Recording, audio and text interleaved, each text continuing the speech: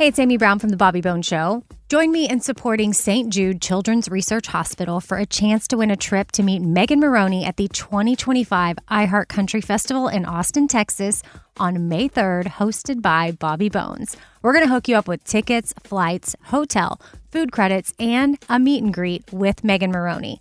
Take action now to support St. Jude and help cure childhood cancer, and you're going to be entered for a chance to win. Visit iHeartCountryTrip.com to learn more.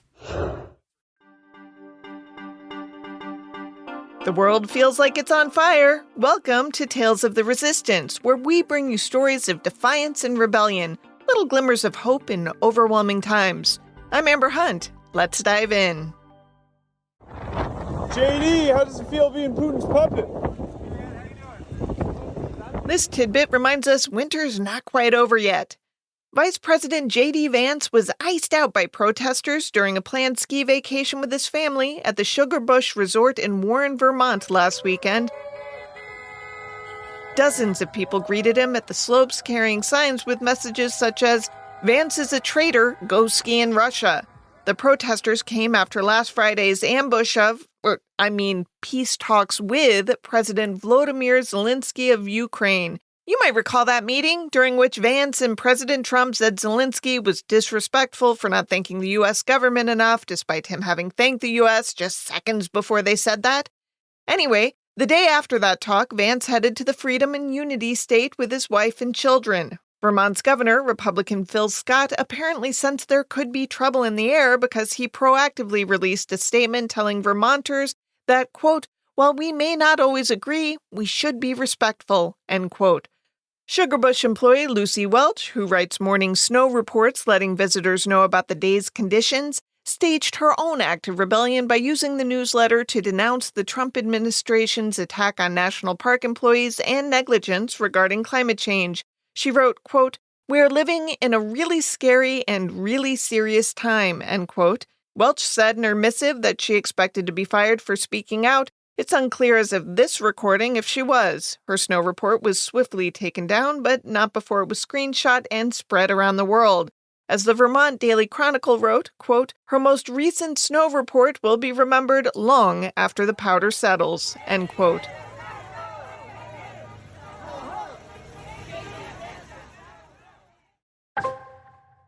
About 30 USAID employees and HIV advocates protested at the Capitol Office building in D.C. on February 26 following the Trump administration's decision to terminate over 90% of the agency's foreign aid contracts, totaling $60 billion.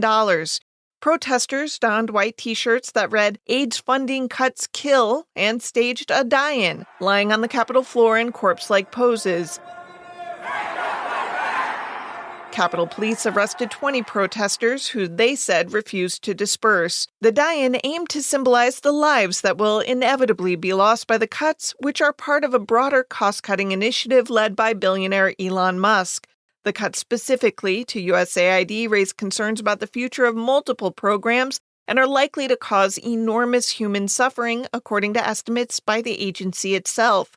The New York Times reported March 3rd that the world is likely to see up to 18 million additional cases of malaria per year and as many as 166,000 additional deaths, 200,000 children paralyzed with polio annually, 1 million children annually untreated for severe acute malnutrition, which is often fatal, and more than 28,000 new cases of infectious diseases like Ebola and Marburg. In his own act of rebellion, Nicholas Enrich, acting assistant administrator for global health at USAID, released a series of memos last weekend after he learned he was being placed on administrative leave. In the memos, he laid out the looming health crises and placed blame on political leadership at USAID, the Department of State, and DOGE, who have created and continue to create intentional and/or unintentional obstacles that have wholly prevented the implementation of aid programs. The agency's global health workforce was 783 on January 20th. As of March 2nd, fewer than 70 people worked there. Asia Russell, executive director of HealthGap, a global advocacy group fighting against HIV, was among the February die-in protesters. She told The Guardian that it's impossible to overstate what's at stake. She said, quote, What we are demanding of Congress is that they stop behaving like doormats in the face of this attack on humanitarian assistance that truly is highly effective and life-saving," end quote. 9 people were arrested outside of a New York City Tesla dealership last Saturday as part of a nationwide Tesla takedown demonstration against billionaire Elon Musk, who for some reason is running the government now. Some 300 people were gathered at the NYC dealership alone, but that was simply one location in a wave of protests across the country. People carried signs reading, "Burn a Tesla, Save Democracy," and "No dictators in the USA," according to Reuters. Musk's so-called Department of Government Efficiency has led to mass firings of thousands of employees, as well as the termination of hundreds of aid contracts and federal leases. Actor Alex Winter, as in Bill of Bill and Ted fame, told Rolling Stone he helped organize the protests, saying, quote, "Detaching Musk from Tesla would be a meaningful blow against this administration and its prerogatives because it would be a strike against what they hold most dear, money and power," end quote. Another cult legend, Cassandra Peterson, better known to most as Elvira, Mistress of the Dark, branded her personal Tesla with a decal that read "Elon sucks," and then donated it to NPR. Here's sound from her TikTok. "Here goes my Elon Sucksmobile. I'm donating it to NPR." Nonprofit organizations are stepping up to help organizations struggling with money lost due to the Trump administration's freeze on foreign assistance. The Associated Press reported that Unlock Aid, which advocates for U.S. Agency for International Development Reforms, has launched the Foreign Aid Bridge Fund to take donations and make grants to groups around the world in hopes of averting some of the worst impacts. Other groups include Founders Pledge, Global Giving, The Life You Can Save, and Empowered Aid Response.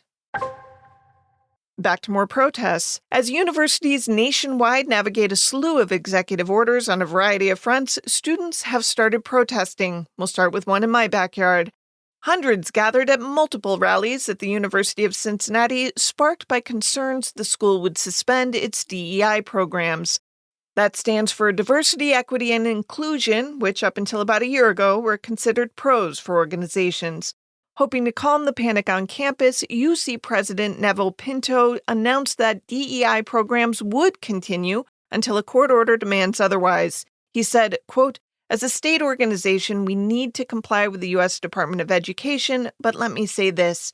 This is not an environment where we can have a fruitful discussion, but I hear you, and I will commit to engaging with each of your groups absent any federal order that changes it," end quote. I think we can all agree that statement had an awful lot of qualifiers within it. UC junior Jordan Sedgwick certainly thought so. Sedgwick has a scholarship named after Darwin T. Turner, who, at age 16, was the youngest African-American to graduate from UC. So, yeah, that scholarship falls under the DEI umbrella. Sedgwick told Fox 19, quote, "I know hundreds of people that are being threatened to not be able to go to college to receive the higher education they pursued just because the school said this was okay. This is not okay. It should not be happening," end quote. Clearly, many agreed with her. Hey, ho, ho. SB1 has got to go. Students gathered both outside and in, crowding hallways with signs that read, "Stand up, fight back, higher ed under attack, DEI is justice," and "Diversity is everything." A swath of U.S. consumers changed their shopping habits by foregoing buying non-essential goods during a 24-hour buying blackout on February 28th. This push came from the People's Union USA, a movement advocating for, quote, "economic resistance, government accountability, and corporate reform," end quote. The group identifies as a nonpartisan entity. The exact participation rate remains challenging to measure, and economic analysts caution that these events often lead to delayed spending rather than actual financial losses for corporations. According to early data from Momentum Commerce, Amazon sales in the U.S. were up 1% compared to the average Friday, per USA Today analysis, while peak hour sales were slightly lower than usual. However, data from the website analytics platform SimilarWeb shows a decrease in both Target's and Walmart's sales. Although the one-day blackout's measurable impact appears limited, organizers have planned additional actions. The People's Union USA has announced targeted week-long boycotts of Amazon, March 7th through 14th, Nestle, March 21st through 28th, and Walmart, April 7th through 13th. This has been Tales of the Resistance, a production of Grab Bag Collab. The show's reported and edited by Amanda Rossman and me. Amanda produces the show. Daisy Egan will sometimes chime in. Support Grab Bag Collab at patreon.com/grabbagcollab. Hey, it's Amy Brown from The Bobby Bones Show. Join me in supporting St. Jude Children's Research Hospital for a chance to win a trip to meet Megan Maroney at the 2025 iHeart Country Festival in Austin, Texas on May 3rd, hosted by Bobby Bones. We're going to hook you up with tickets, flights, hotel, food credits, and a meet and greet with Megan Maroney. Take action now to support St. Jude and help cure childhood cancer, and you're going to be entered for a chance to win. Visit iHeartCountryTrip.com to learn more.